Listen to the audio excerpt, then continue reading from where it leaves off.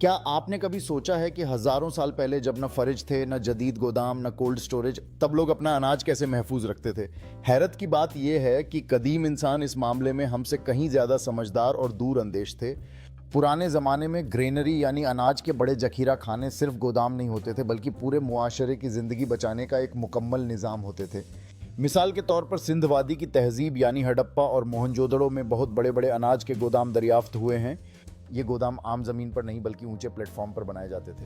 क्यों? ताकि बारिश का पानी, नमी और ज़मीन की सीलन अनाज तक न पहुंच सके, क्योंकि अगर अनाज खराब हो जाता तो पूरे शहर में कहत पड़ सकता था।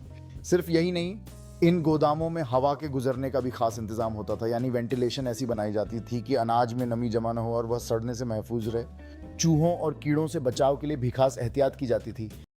आज हम इसे साइंस कहते हैं, लेकिन उस वक्त यह लोगों की अक्ल, तजुर्बे और इज्तिमाई समझदारी थी।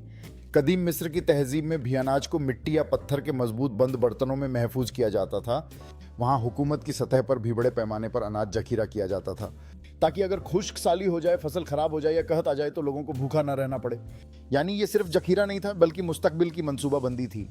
एक और हैरान कुन बात यह है कि कई जगहों पर पूरा गांव मिलकर मुश्तरका तौर पर अनाज जमा करता था। यानी सिर्फ मेरा नहीं बल्कि हमारा सोचा जाता था।